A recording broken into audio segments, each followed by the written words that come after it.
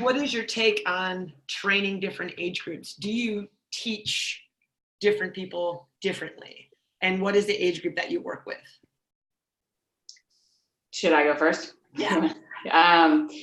I have probably trained anything from 14 to 80, 83 or so. Okay. You definitely, I mean, they're different, the generational differences, right? How do you connect with them? Even just, you know, how you talk with them is different, and what they can relate to, right? So, I mean, that's obviously very different. And then, yeah, in their health and their physicality is totally different. So that's like spot on. That's yesterday we were like, the language you use and the tone that you say it is different. But in general, the process of like, okay, how is this person moving? Where can we make an intervention? Where should it happen? How do we deliver it? All that stuff meanders based. Our overall theme was like, it's kind of more personality than age dependent, because you can have a very mature young person and a very immature older person. For sure, yeah. And you can have a young person who has no real physical literacy, and you have to teach them to jump or teach them a lot of stuff. Where you can have a 75-year-old who's like, I've been running my whole life, I've been doing this and yoga, and they're like super fit. Yeah. I mean, I was helping another trainer. I was training one of his clients while she was out of town.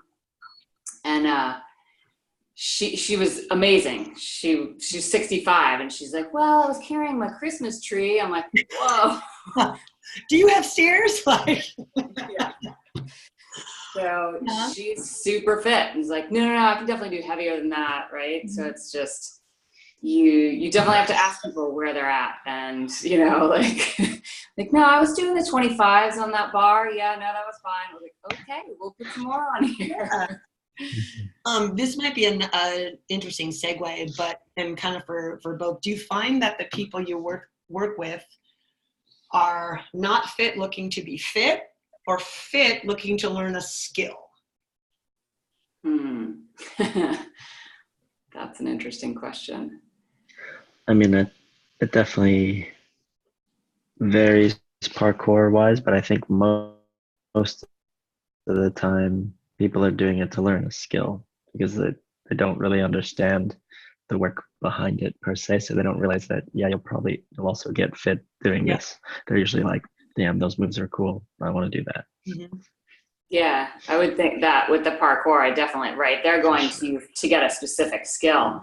But they do. They get fit along the way, that's actually the most beautiful way to get fitness. Yeah, doing something you like. In a fun manner, learning cool things. Like that's the beauty of that parkour, and the way that you taught that little impromptu hour that you did was brilliant. I was like, lovely. Wednesday it goes up. I'm so excited. Yeah, you got like 65-year-old to feel totally confident in parkour. Absolutely. I really think that was the slingshot to where Jim just like stratosphere, and now so it's one moment. It's one moment of support, and I can to really reset someone's self-belief. Definitely. Pretty awesome. We kind of segue a bit then into main topic of today, which is like partners in the industry, and even more so like partners in general. Like, how do they support you? So maybe if we kind of start, I'll start with this. So basically, do you have a partner? Yes or no? How long? And maybe are they in the industry? Yes or no? So for myself, I do have a partner. They've been dating for like around 2 years. It's very like gray beginning. And yes, in the industry. So if I kind of go down to Jeremy, kind of same line of questions. Okay. I am with somebody. With Celine, been for I think around 2 years as well, almost 2 years. And I mean, she's definitely in a fitness movement type industry, so not exactly parkour, but she dabbles in it, and I dabble in tons of stuff too, so it works out. And is it interesting with her in particular that she kind of has like a family fit connection in that it's like reciprocated everywhere? And Yeah, definitely kind of lucked out because I've been in, definitely very different types of families. I myself don't really have like a big family, so I'm usually like assimilated into the group of whoever I'm dating's kind of family and stuff like this. So, like for example, my ex, they love to like party and drink. I'm not really a drinker or a partier, but like I definitely drink more than I would ever really choose to. Just something you being do? around them all the time, you Yeah. know what I mean? And but then they would also do like hiking and camping and stuff too. So they did their own kinds of fitness, but it was like that's what their gatherings were like. Whereas here, we're always working in the gym or around it, and that just more naturally turns into moving, thankfully. I can completely relate to like doing your own, not really having a thing. So when somebody comes in and has a thing, you're like, okay, I guess I'll do that too, because I'm a blank slate kind of deal. I get that. Kat? Definitely have the hubby. We've been, together for 17 years or so. Yeah. So, a little while. And he's super just active. Like when we met, it looked like he had a small sports store in his garage. So he has like, 3 bikes, a surfboard, snowboard, skis, like the whole gamut. So we just always related on the hiking and biking and physical level, even though he's totally not anywhere in the industry. So he's in. What is his livelihood? He's in construction management. Okay. Yeah. So working for the evil Google right now. I mean, the lovely Google. And so would you say that your hours, and this is the other part, like a part of it is scheduling, are your schedules in sync? You're home, he's gone. What does your schedule look like?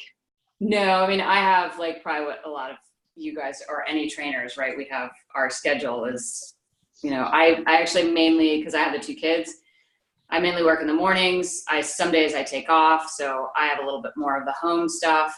But yeah, he comes home around 5, 6 every night, and then we kind of have our family time. And the weekends, we just lots of soccer games and and kid stuff. Yeah. So yeah, we definitely. I don't think I could hack having a schedule where you're just 2 shifts in the night. I couldn't hack that. So many people. I mean, I am on a long distance relationship, so it's like every other weekend, and then it's like us time. But there's no like, there's always a bookend of like, hey, and then I leave, and then I could do all my things in my way. Yes. So, yeah. We actually did that our second year. He was down in Laguna, so like even a little bit farther than what you have. Okay.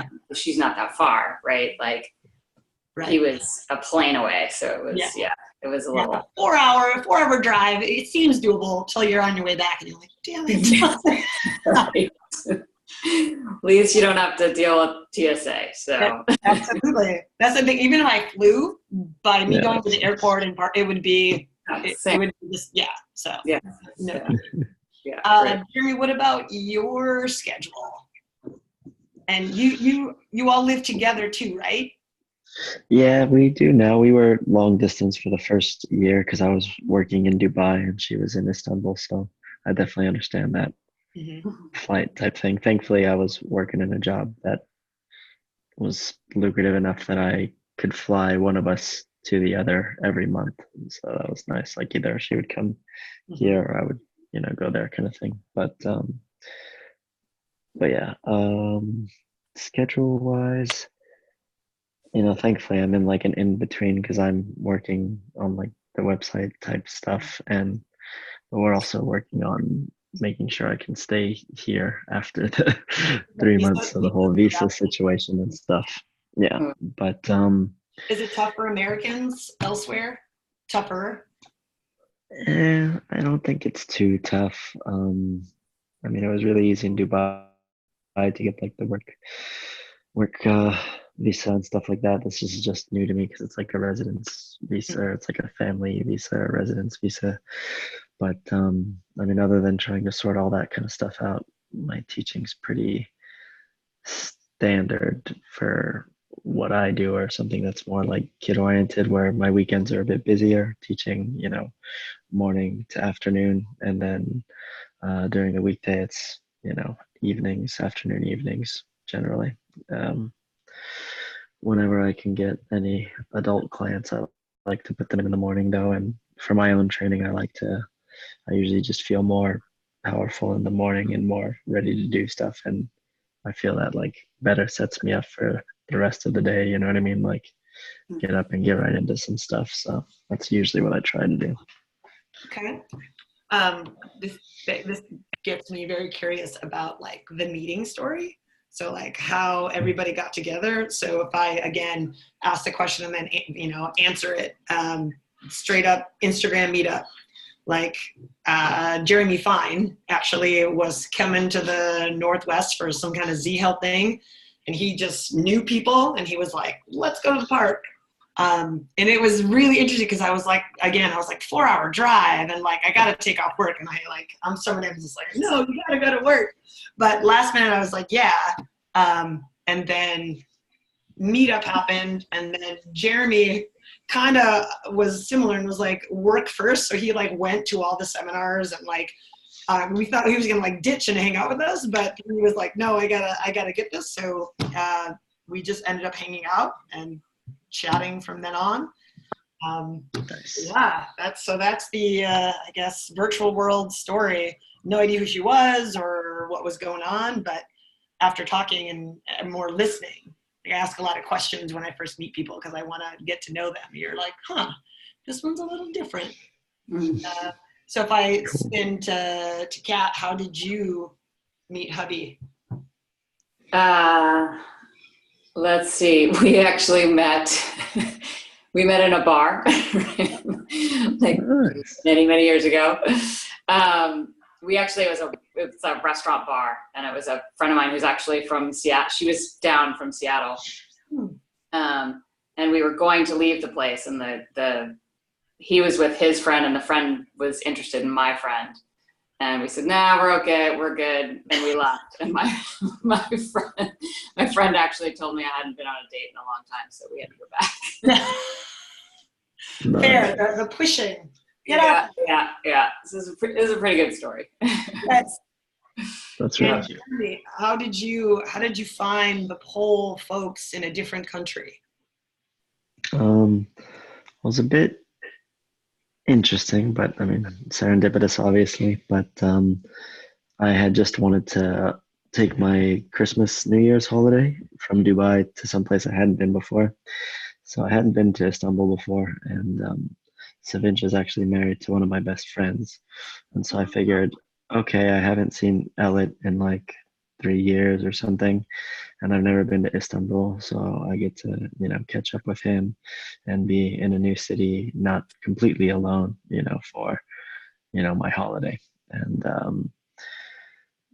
so that was that. So I was staying in their house, being hosted by them or whatever. And then one of the days, someone came there, and we just like super hit it off. Did Selene not live in the same house with Elliot and Sini? She kind of splits her time between her mom's house and her dad's house, and she was a little bit more at her mom's house, and in that span of time. And so yeah, I didn't see her probably until I'd already been in Istanbul for maybe a week, somewhere like that. But then as soon as we met each other, we were just talking and immediately kind of synced up, and ended up spending the rest of the time in Istanbul together. So it was really cool. How long were you there? Like a couple weeks? Yeah, I think I got there right before Christmas, and then left a couple days after New Year's or something like that. So maybe like 10 days or 12 days, something like that. And what took you to Dubai? Because you're from Texas, right?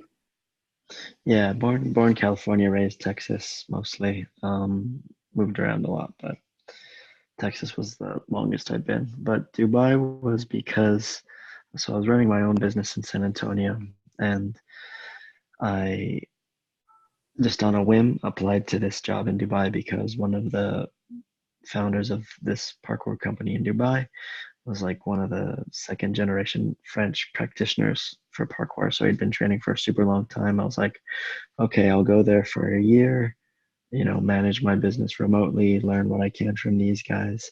Was your And business then, was your business parkour related? yeah, I was just had my own parkour business there in San Antonio, Texas.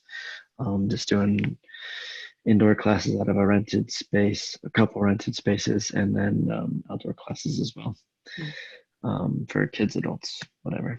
And randomly like managing performance and commercial stuff because it doesn't come up that often. But so I was like, okay, go there for a year, learn what I can from them, come back and use, put that into my business. But anyway, I arrived to Dubai. They have like absolutely zero stuff sorted out. So I ended up helping them out a ton. And then a lot of stuff shifted in San Antonio. So after the year, I came back, decided to liquidate all my assets in San Antonio. So I sold all my obstacles and things like that, and then came back and then was in Dubai for the next 2 years after that. Okay. Huh. Yeah. If we would then kind of shift to, so part of it is, we meet these partners because we're all quote unquote in the industry. But I kind of want to hear from Kat first. Do you like that he's not an industry person? Yeah, I think it sort of makes it so I'm not constantly right in the one thing, right? He has a different perspective. He has a totally different life. And it allows me to kind of see also sort of what my other clients deal with. Like I'll hear stories about what he deals with at work and what's it like being in corporate, and like, so I'm not completely in this bubble, right? Like when I'm at work, we are all trainers. We're all living in this industry. And so steeped in it, it's sort of nice to have someone who's like, who can just be completely away from it, but yet he's into physical stuff and physical activity. So we have that in common. If he was a couch potato, I don't think I could, I don't think I could do that. Yeah. So you could still have these conversations that they don't have to be about business or this, like you can have conversations about the stuff. Especially if they were to ask, do you find that he asks you fitness related questions often? Sometimes right. It's always right. It's very hard to train your significant other. So I usually my friend trainers have trained him, and that's been fine. But he actually recently he's doing this program he found, because Google actually has some of my friends work at Google they have Exos hires. Oh yeah. Right. So Exos, Google contracted out Exos to do their fitness stuff. So he found why, you know what I mean? Like why that, like it's just a mind-boggling thing is like, why are they the peak? Because they're mostly performance training, right? Oh yeah, no, but Google takes everyone and anything that's the best, right? And Exos right now has this cachet of being, they're the best in performance. Yeah. And they're also, Exos has completely sold themselves as for corporate fitness. It's been a while since I've been in there. My Exos has been like, when they were giving like free things away, I was like, I'll give you my email. Let me see what and I was like, oh, all right. It was like everybody else's, but. Yeah, no, they've totally changed their model to go into corporate wellness because that's where the money is, right? Yeah, makes sense. Yeah, they've totally taken over. So friends of mine who are at Indy, like or iFast in Indianapolis, a lot of them have come over to Google.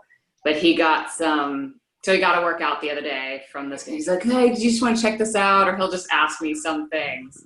But I only will that's like, if he doesn't ask it, I do not give unsolicited advice. Right. It doesn't work. When you in your mind, you're just like silently judging and but you're just like, nope, like you have to.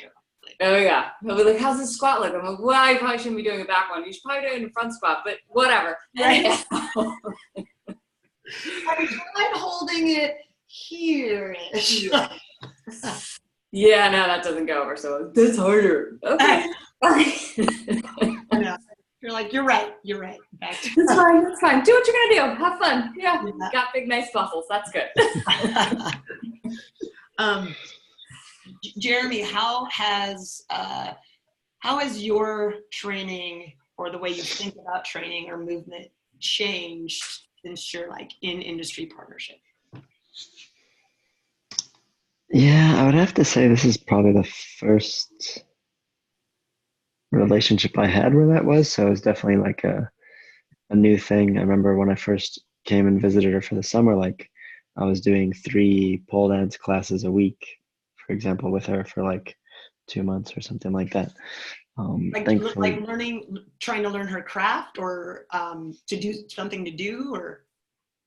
yeah, mostly just something to do. I mean, and then obviously, I mean, I've dabbled in lots of other things, and I kind of always get into this mode of like, what can I learn from this thing that can help me with parkour? So even like after training with her, like I would see, as you would, see the obstacles a little bit differently, be like, okay, well, I can do this, like, you know, tuck sit and pull, like, but at a different angle on this bar instead, and put that in this run kind of thing and stuff Have like you that. crossed it? Like, when you find a vertical pole in parkour, do you use some of the pole stuff?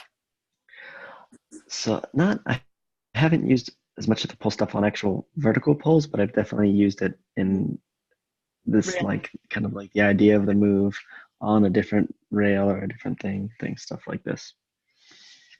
So Interesting.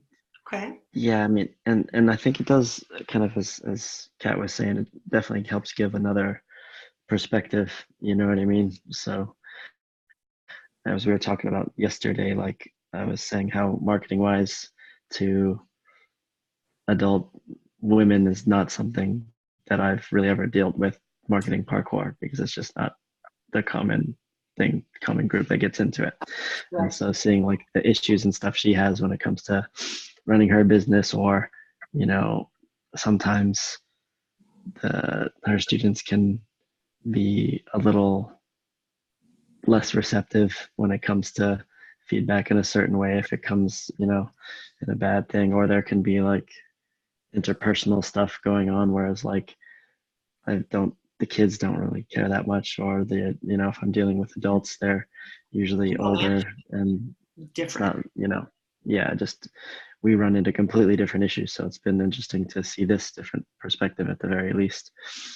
So we're both learning things about each other, like she was teaching with me, learning parkour and martial arts and teaching dance to kids all through the summer, which she hadn't really done before. And so, there we were both learning a lot about kind of each other's things too, because dance is also super new to me, and I only started dancing when I met her. So that was probably something that I've trained and learned more, and kind of got more, what's the word, not appreciation for, because I always appreciated it, but more like understanding of just how crazy deep it is. Mm-hmm. And even like from my martial arts background, seeing like tons of exercises where it's like, man, my teacher was making me dance and I didn't even know it. Yep. Yep. That's awesome. Huh. The perspective thing I think is big. Kat's, yours being like, I get the perspective of a regular person. Yeah, that's super cool. It is so huge. And the idea of working with someone that you love, like it's different, because the love and the caring, you almost, you can't trump that with objectivity. Like they always has to come first, and you would be a little softer or a little bit more forgiving when they shouldn't be, you know what I mean? As far as if something didn't happen or they didn't do what they said they were going to do, like, Yeah. you tend to adjust that. And then Jeremy, yours with the male female and the different acts, I think is also super neat. Mine is actually she's actually the same as me, but better. Like, this is she sees the bigger picture better than I do. She sees all the things I don't want to look at, because I can only care about certain things. but she'll see how it's all the same. She'll see how it's all traced to martial arts and it's like inherent. So I've been able to look at things as more of a connector and a generalist principle. The interesting thing is that I think it's worked the other way as well, as far as like I'm very optimistic about people and she's very like pessimistic. The industry like abhors it and hates it, and I'm just like, well, make something else. She's like, what do you mean just makes it? You just do something else, but like there's always it's all the same thing, you know, keep you trapped in the same thing. So I think the mentalities are inverted and they're helpful in both ways. I always consider it as if we do the same stuff but through a mirror. Like I have an inverted mindset over all the things that she has. So it's a nice, you don't only see it out your eyes, Complimentary. But out the others. So I think I've taken the biggest strides understanding movement wise, where before I was happy with just the pieces, and now I want to make something with the pieces. I want to see how martial arts is the same as parkour, is the same as dance, and pull that together so that, you know, this idea of generalist or specialist, like she doesn't believe that there's such a thing as generalists. You know, they're all a specialist or they come from a specialist background that opens up. I really, when you say the word connection, I want to build the bridges and the same stuff so that there isn't like animosity between groups. It's right. And literally how it happened at the Care Lab with Jeremy is like somebody could literally walk down the driveway into the thing you're in, like eat with you tomorrow, the next day show up, and the next day teach you, and your mind is like, I can't believe like these two people just like walked into our little get together and we're willing to share. And that when we're such good students, it was such a perfect fit. But there was no invite, there was no knowing each other. I think in this tech world, like-minded tend to find each other. Whether it's someone knocking on their door or following each other in the world of things. But I think it's really neat that you could find open people who want to make the connection between their stuff and your stuff and want to give you credit for your perspective instead of trying to change it. Yeah, I think, have you heard of the book Range? Is that an Epstein book? Yeah, exactly. I've heard of it. Yeah. I mean, it's interesting when you were talking about specialist and generalist. It's fascinating how because the Range is saying like, oh, there is something to be gained in people who don't just completely single-minded specialize in one thing. They kind of bop from one thing to the next, and you gain insight and you gain stuff from doing lots of different things. He says also it's great to have that one person who does specialize in one thing. You know, like in the medical field, you need that person who knows exactly just about that. Right. I don't want my like carpenter being like, you know what? I think I could have surgery. I think I could do that shoulder. You'd be like, right. Versus like the person who's done a lot of different things, especially in the world of movement. You can be like, oh, there's that dance. Oh, that kind of goes with that pole dancing thing, that goes with the parkour thing, that goes with this martial arts thing. And then you get to see this broad, like, whoa, okay, and you can sort of bring it all together. I actually had a client the other day who she came in, she's like a super D1 athlete, Ironman, like she's super type A, has her own company, really driven all the time, always coming in, I want to do it. She came in, she was just done. She'd come off a flight, a friend had died, she'd been screamed at work, like awful week. And, then I took all of the different like pieces and parts that I've learned over the years, sort of taking this whole range of different things that I, how to sort of chill her out, maybe use a little bit of massage, use a little bit of flexibility, use a little bit of, I just took all these different parts and she texted me after, she's like, that was the best session ever. Like we made a gain in something, like her at the end, like her child's pose, she's just like, oh, I felt so much better. I felt so great. And she was just like, and she literally used the word range, which I thought was hysterical. She's like, you totally showed your range, right? And we made progress on a day where she didn't think she would make any progress, right? Right, well, because it's relative, right? Yeah. My progress is I'm supposed to go up 5 pounds today, like on this, versus like maybe I'm gonna walk out of here better. Yeah. Like that, but that tends to be such a like an obtuse concept. Like again, this is why there's plates of measurement, is so that everything's in numbers, so you can be like, I did or I didn't. If you can get to the more emotional scale of things, like how that could, you go 10 pounds over, but you feel like shit, and then you have a shitty rest of your day. Like, don't know if it was worth it, but people have difficulty making those equal because seeing the value. Seeing the value in something that they can't value, right? Can't put a number on. Yeah, for sure. I wonder if, well, kind of the same circle that we went, if, for example, Kat, not having someone in the industry has been detrimental in any way. Like, can you think of and it doesn't have to be like a full-blown negative all the time, but just simply, like, I wish they were in this so they could understand, or. Right. I think time makes that better. In the beginning, it would be like, if I come home, I have definitely like my energy. I'm not the person who can do 8 to 10 clients a day. So for me, mine is like 4 or 5 clients in a row. As we all know, like, it is super tiring. He's like, whatever, you worked for 4 hours. I worked for like 10. I'm like, yeah. Right. You spent 2 of those hours thinking about what you want for lunch. Exactly. Tootling on Facebook, staring out in space.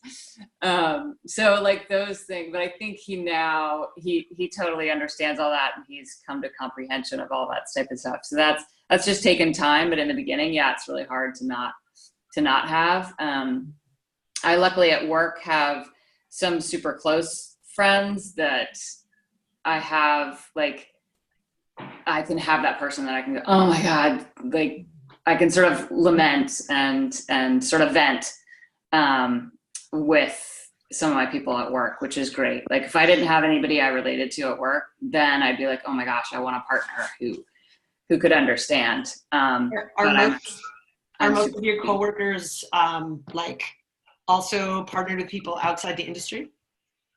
The 3 people that I'm thinking of, they have like teachers, therapists, like the one who has a therapist, that's sort of a similar.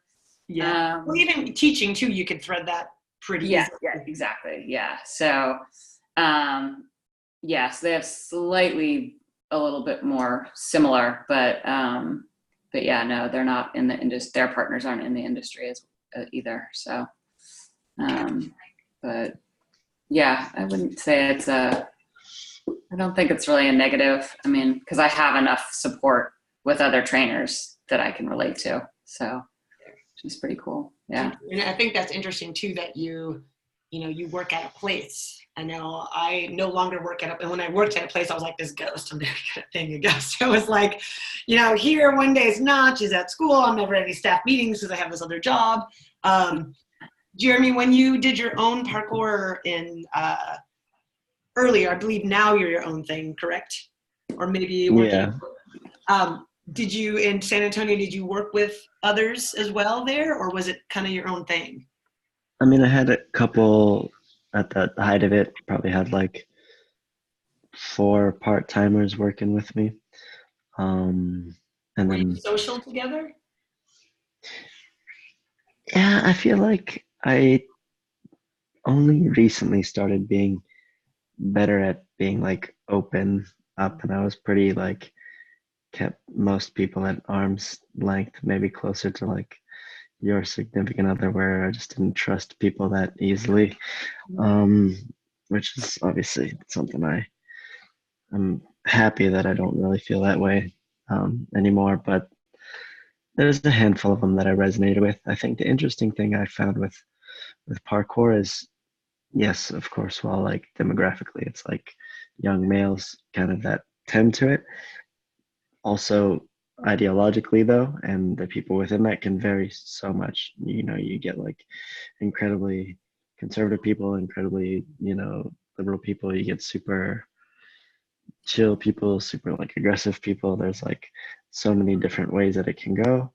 Where, yeah, that we can always definitely share movement and have like a good training session together and talk about this kind of stuff. But um, from all of my travels in the US, I think I found only like a handful of parkour people that I could really feel like I could resonate with and be like super open with, and they would understand as well. You know what I mean? Yeah. So definitely could like share with some of the people that you know, that were in the community and that I worked with, but there wasn't that many. And it was kind of like, okay, this guy, I can talk about this person, go with Yeah. this. And with that, it's Yeah. a little different not going there every day to see these people like Cat might, where like they exist there and you could do it there in this place versus like, all right, I went to work. This is at least my own feeling on it. I don't know if you can relate. Like I went to work and like I could do more, put out more energy by like contacting this person and all that. Right. And then eat up my rest time that is not work. Yeah. And for me, it's just like, well, you know how to take care of yourself, right? So it's literally just like, I'd rather just like veg. For the most part, I'm learning, I think like otherwise, like, oh, again, they could also give energy in this kind of, but like I said, you turn 40, I've been this way my whole life where to like, when I am stressed or frustrated or whatever, I just need time alone. Yeah. Yeah, and I mean, my particular partnership is excellent now because she gets that. Where like it's just like, no, I'm going to go. Like I know I'm here for the weekend, but it's 7:30. I'd like to lay down. I'm probably going to go to sleep. Like there are certain non-negotiables which I feel like so jerky like saying, but it's like. It takes a while for a person to understand that when you are that type of person. Because I'm the same. I need the whole house to myself for like 3 hours. Get out of my face. Nice. And I'm like, oh, okay, and not get like sore about it. Just to be like, no, they're telling me what they need. Yeah. Totally get it. Yeah, I know. I almost fear like because the place that I'm working at, I went from like 5 days a week to 4 days a week. Now I'm there like 2 or 3 days a week. And if I move over to Oakland, people are like, oh, well, you could just do it all out of your gym. And I'm like, I think I would totally isolate. And I sort of have to be forced to go into an environment where there are people, right? That like, because then I will relate to people and talk to people, and I need to do that. I can so easily just hole up and just not talk to anybody. I think that's awesome that you resist the lure to do, even though it could be like in your mind, like this could be like magnificent, but to know like this other, like I value this other stuff and in some way I need it. And I don't want that comfort because that comfort will implode, right? Versus kind of keeping you in a loop of other, which is important. For sure. Yeah. I mean, that's why I think I was the first to reach out to Brandon. I was like, no, okay, connection, make the connection. Okay, keep it going. Good. Or else it just doesn't happen, right? And to not feel, it's kind of that same old, the attempt or feel slighted, right? Mm-hmm. It's the same, like, oh, okay, these folks said yes. And then, even you can think of this call, like several people fell through, like that's like, we got the 3 of us, you know what I mean? Like that makes me very happy, and it will naturally shift things to be like more valuable and important within us. So I think it works out fine. And like life can sort itself out if you allow it to, but what you hang on to, we'll see. And I think at this age, you like rejection or someone not showing up, I just don't care. Like, you're like, more me time. Like, I was stretching. I was 50-50. I'm like, I don't know. I'll reach out to the person. If they don't, whatever. It's not Jeremy, have you found that has there been a negative side to both being so industry based? I would say probably the hardest part is scheduling. So it's hard to balance everything, like, because we probably both we work at similar times, or um, also I think hers generally happens a bit later than my stuff would happen. Mhm. So like I might have a morning class on the weekend, but she'll be teaching really late till Friday. So the whole scheduling of how they kind of live was different for me to get used to. And then we're both like she's helping manage and run the gym. It's like something Savinch and Selena are doing together. Mhm. So they're kind of handling their own business, and then I'm trying to Make start it. up again my own. And so when Do they you're ever working on ask your you? own business, Yeah, I was gonna say, do they ever, since you kind of had your own place, do they ever ask you for advice, or it just kind of stays separate? I mean, we have conversations about it more than like advice. I would say like we both kind of are seeing what worked, but yeah, I think also that's where like demographically it's different. Like I don't know how Turkey works. I don't know how that age group of females handles things and this kind of stuff. So even like their interpersonal relationships with the other coaches is like a lot different than what I'm necessarily used to. So I don't think I have that much to help there as much as like her dad's parkour business here, for example. But I would say, yeah, the toughest thing would be first is schedule, and second is like finding the time to balance everything, to get the alone time that you need, to also then get the together time that you need because it's easy, especially for Slime, and thankfully not so much for me anymore. I used to be like work, work, work, don't do anything else other than this because I did parkour for fun. I did parkour for work, so it was like that's all I did. But Yeah. I'm better now about like that's not sustainable. But I feel like she's still learning that. As we all, even me, I do good sometimes and I mess up sometimes too. And so I think that's the tough thing where it's like, okay, let's spend some time together. But then I see like, she hasn't like got any alone time. So she's still stressed out about everything and she really just needs to be like alone right now. And so it's like, Yeah. balancing. It's And normal life stuff, I think. do you think you found the answer, or have you found a at least temporary solution, or it's just in progress nonstop? Yeah, I think it's just a thing in progress.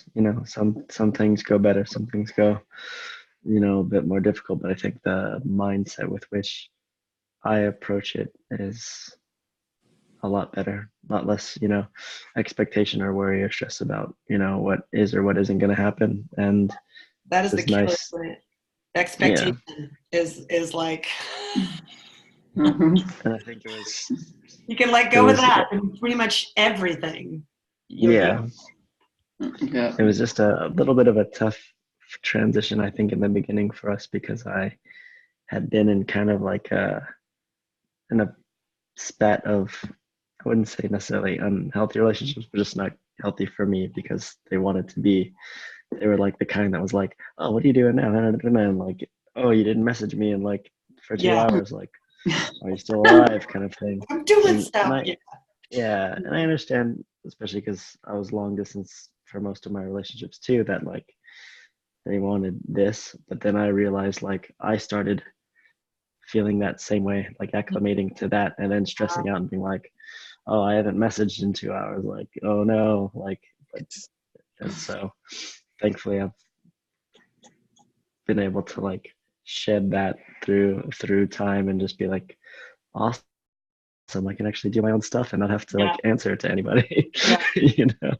and not stress her out and not stressing me out. So I think that Mhm. was like the first hurdle, and then now it's just like we're both learning. This is a completely new kind of relationship for her. I think her longest was like 7 months, so this is already like way more. And And how long so of that have you been actually like in the same place of the 2 years? mm, That's a big just transition. now. I'm gonna have to call Um, you. Be like, yeah, it's all the time.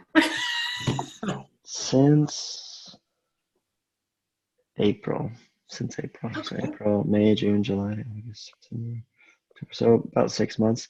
But 3 of those months we were living in a van together and teaching together and just trying to survive. So that was That's worth like 3 years right there. Yeah. yeah, it was like a very make or break experience that thankfully As I really think about good. it, like you could probably sell that relationship strategy slash the where you go from the distant to like no distance extreme, and then you just naturally find that tapered middle afterwards, right? Yeah, So, no, it worked. For idea. sure. You can um, I can I see mean, a we'll book. definitely figure out some things. yeah.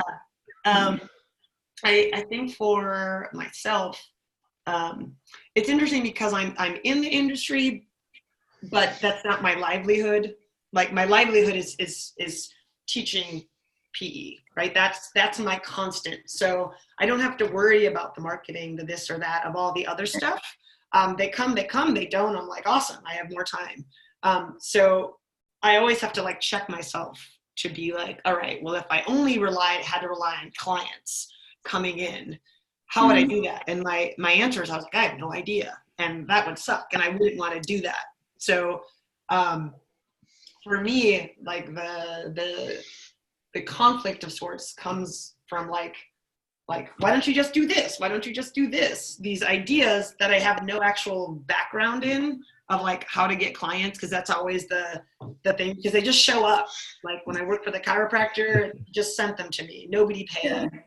And this or that. So Well, it's interesting how like the whole marketing thing has always been interesting to me. Like I've always been in a storefront. So I guess I would say like that was my only marketing, that I had a storefront. And so there would be clients from the place that I was working.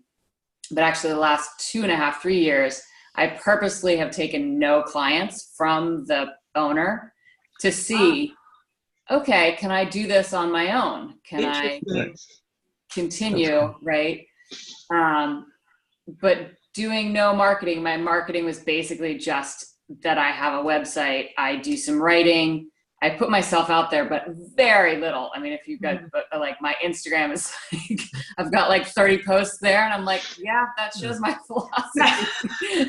Like, you can figure it out from there. Like I'm not of that generation, right? We're not that generation of Instagram, Facebook. It sort of makes me vomitous, but so, I mean, it's interesting how you're like, oh, I don't even know how, but I think if you're good at what you do, I mean, I wouldn't know, like, what are the things that have made me be able to have a 20-year long personal training business? I've never once done any marketing. Mm-hmm. I literally have just gotten clients from clients and it's all been referral based. Yeah. So is the population pretty network though there, would you say? Is it pretty what? Is it pretty network, the population? Like, are the people they're bringing friends, coworkers? Do all the fitness people kind of do the same rounds? Are they splintered? Of my clients? Yeah, like where your referrals come from? It would be sometimes, I would either do I would have the spouse, and then maybe the spouse, like at one point I had a few band members and their spouses. So, right, like, I'm like, boom, I got 4 people from one person, right? Yeah. And you do that, you do 4 people times 2 to 3 times a week, you're like, boom, you already have, that's 12, 13 sessions a week. Yeah. So just from that one thing, right? So, or one person, it sort of definitely goes out like that. It's always, it's usually a family member and or friend. Or neighbor. They'll be like, oh, you were looking for a personal trainer. Oh, okay. I had one who, she's a therapist. And then her client actually lived over here in Oakland, and she's like, oh yeah, hook up with, she had hypermobility, and she's like, yeah, try to find her. And so we train here in the garage. So it's just, you get people just sort of, it's all been word of mouth. It's crazy. So it's an interesting, whereas I think if you're in a storefront, I mean, a lot of the trainers at our studio, they just get them from, I mean, he gets a lot of traffic. you know, more probably from online, or they see the storefront, or they just go to Yelp and like, oh, personal training in this neighborhood, right? Yeah. Um, It so blows my mind that that's like, because it should be like that's all they do. They go, they type in personal training, they look at reviews, they look at who's close. And I'm like, they don't care what you're putting out, they don't care about content or like I'm just like, how could that be? Like but then it's like, well, how do you find your mechanic? yeah. That's close, and they the prices. So it's weird for me, but it makes sense that people would equate, a plumber or a mechanic to a bodywork. That's the reason actually that I don't like taking any of the people that he gets from the move, like, because I want someone to come for my expertise, either for knowing they've found me because of the hypermobility, they've found me because FRC, right? They have been in chronic pain their whole life, and they're, trying to come to me to help them get over that. So I actually like more people that are coming for my specific expertise. And all of the people that kind of come through Move SF are just, they're like, oh my God, so I kind of want to get fit for my wedding. I don't know. You're like, Terrence, I got one for you. Like, yes, exactly. Yeah. Let's do like a final question. Just kind of a round table then. Especially thank you, Jeremy, because I know Jeremy, like, I'd be like halfway on the table. But Right. what would it take for you to partner up with someone business-wise? Like for them to be a part, you make a business together. So I know your actual partner, Cat, out of the industry, but what would it take for you to be like, yeah, I'll jump in with you and let's do this? It's funny that you say that, because a lot of times I've wanted to like have like that buddy to do stuff with, to have sort of that team thing and feel like, oh, we have this thing together. I've always kind of wanted that. I've only done, I've hooked up and done like online courses. So that's like a small little bit that I've experienced a little bit, and or doing a presentation with people. It's definitely fun. It's usually they just have to be smart, like-minded, and and not annoy me. But yeah, it's a hard. It's how much of a partner are you going into business and going into debt and all that kind of stuff, or are you just kind of teaming up on stuff? There's a lot of different partnerships, right? Is it long term? Is it a big, huge, company that you're trying to put together? There's so many different types of partnerships. So. And what's your role in all of that, right? Yeah. If you use curriculum, nope, here, right? But if it's like taxes, nope, like, sure that's a big piece. So nice, good answer. I like the gamut. Jeremy, what do you foresee, or have you thought at all about joining, for example, a family business that's already established, and or would you ever consider a partnership? I definitely would consider a partnership. I realized working in Dubai was probably the first time outside of like culinary arts fields that I was working for somebody rather than myself. And despite it being incredibly tough, it definitely gave me some good lessons for if I wanted to go in on something like parkour as a business, which is also tough because most people that do it, it's not for the money, it's because they are also passionate about it, So when that passion is combined with business stuff, it can get pretty dicey. So I think, with as far as the current incarnation of like the parkour business here, I am absolutely not interested because it's fair. No, that again, honest and fair. Like, because it's just chaos, and I had enough chaos in Dubai and bringing order to that, and I think the people that work here are not that interested in changing the way things it's very different to upend a culture than to make one. Yeah. because it works fine for them and their small group of whatever. But I ran into that exact same thing, because when I came to Dubai, for example, it was just the two founders teaching, you know what I mean, doing their thing. And then when I realized, like, oh, now I have to actually manage some employees and all these different schedules and see what their strengths and their weaknesses are, and, like, muddle through be their guinea pig essentially, as they're figuring this out, while also helping guide them, because I had been doing the same thing with my own business.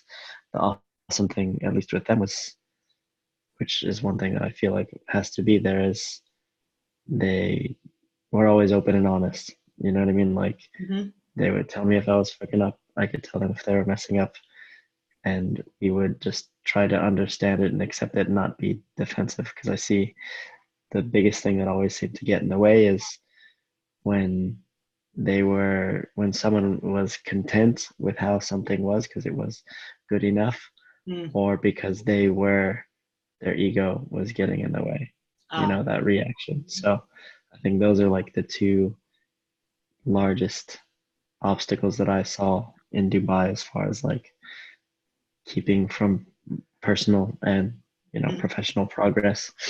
So I think those, in regards to like a partnership, are a must have. I mean, it's definitely interesting. That's one thing I have been thinking about a bit, because one aspect of my website that I want to, which I think is really important, is I want it to be accessible in many different languages. So that's potentially people not only translating my content, but providing their own content in different languages and all this kind of stuff. And, what is one of the logistics of that? Like, how should someone be compensated for that kind of stuff, as well as, keeping in the same vein. So I think it's, I remember I watched a documentary on the Foo Fighters. You guys know the Foo Fighters? So, Dave and Grohl? yeah, exactly.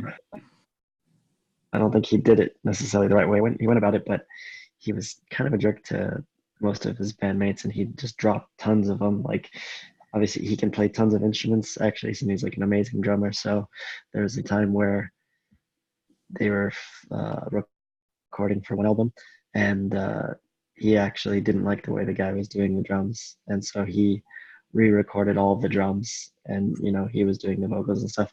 The bad thing about that is that he didn't know how to handle that conflict, so he just did it and then told the guy after the fact. So obviously, let's have a listening party, and was just like, yeah, it's obviously not that way about it. But the thing that I saw is he knew exactly how he wanted the Foo Fighters to sound, for example, and through time, that's who he has in the band. Yeah. You know what I mean? Like, yeah. This is his project, this is what he wants to do, and that's how it goes. I'm not necessarily so much like, okay, this is my thing that only I want to do, but how he immediately knew, like, yeah, this is for me or this is not for me. Yeah. Is an honesty that I would like to be able to achieve, because I think too often people get into like a dog chasing cars. You know what I mean? They think each opportunity is like, or each person that comes and wants to help is like, okay, capable. Yeah, but that's not always the case. Well, I think if you go back to that Foo Fighter example, you would think that screening would happen before the work is done. or maybe they said all the right things, and then you needed the work to be like, whoa, like, nope, we're not on the same page.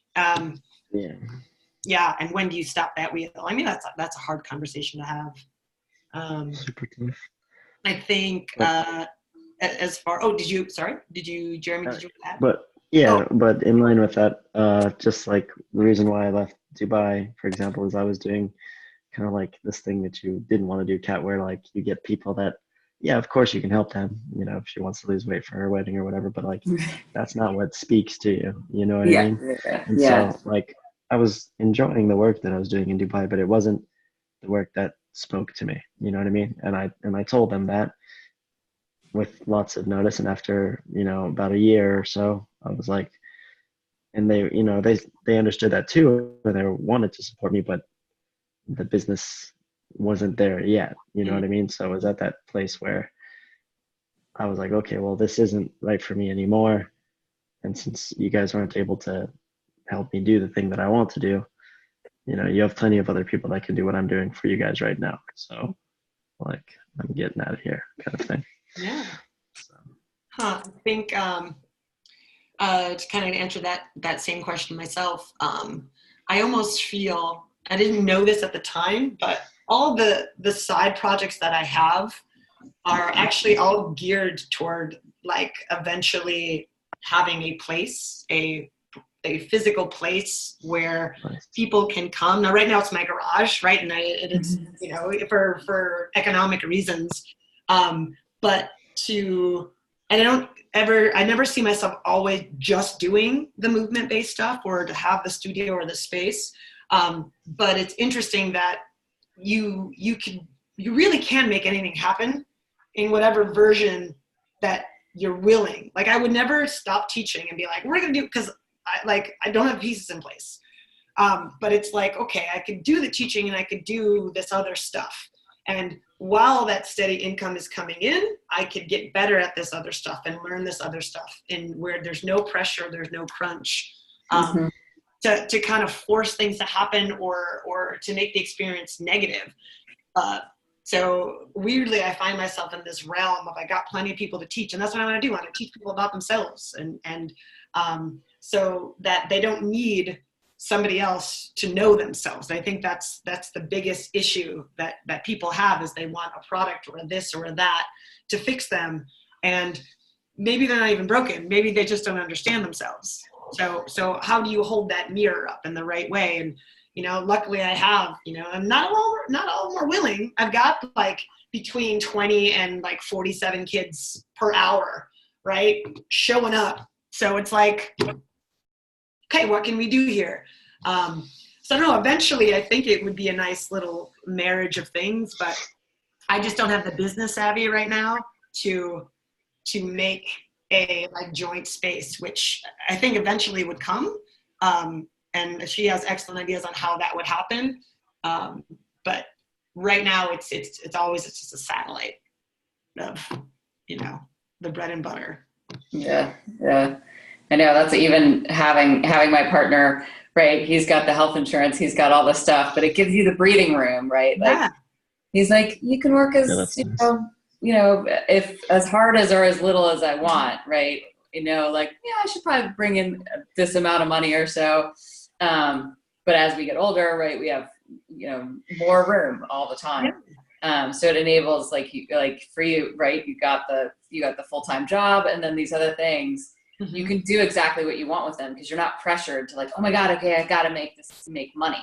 Yeah. And, or just like, it has to work. This is my livelihood. This is like, it's a creative sort of thing that you can really make it what you want. And then that it can take 5 years to make it what you want, or 10, or it just stays as it is, right? Like, yeah, I mean, I ideally want to get to the point where I can be like, I would like to take a sabbatical. You want to give me my job back or not? And not, I'll be like, that's cool. Like, I'm out. Like, you know what I mean? To create that situation where I'm good either way.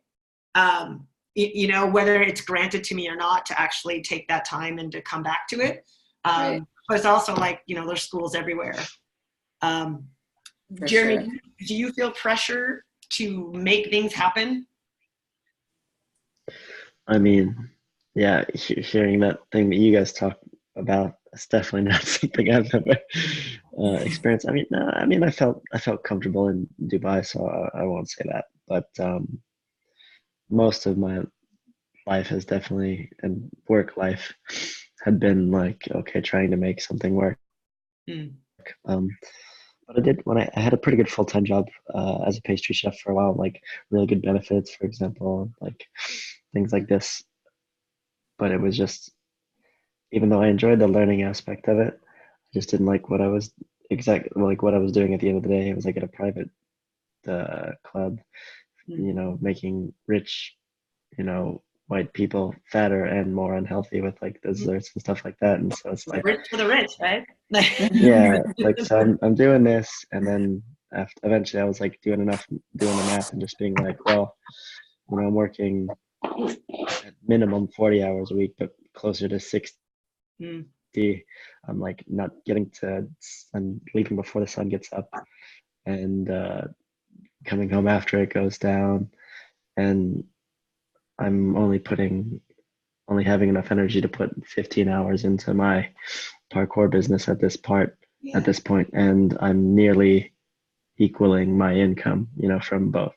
So I was like, I should just take the plunge. You know what I mean? I mean, bravery and courage to. I mean, it seems like you were very analytical in your thinking, but it takes to get to walk away from the quote unquote sure thing, no matter what it is, because it's a constant, right? Yeah. You never know what not constant would be. Could be up, could be down.